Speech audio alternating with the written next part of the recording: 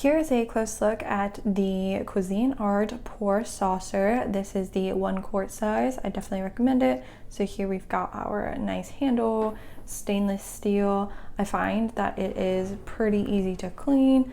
It is a little bit tricky sometimes with just the way it is, and it can get a little bit scratched, but not too much of an issue there. And I really appreciate how it's got this piece right here that makes it very easy to pour.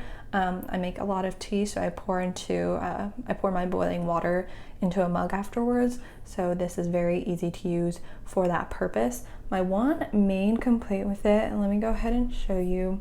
We've got the bottom here, which as you can see has gotten a little bit discolored over time. However, I have had it for several years, and honestly I think that this is just normal, so I'm not super concerned about it.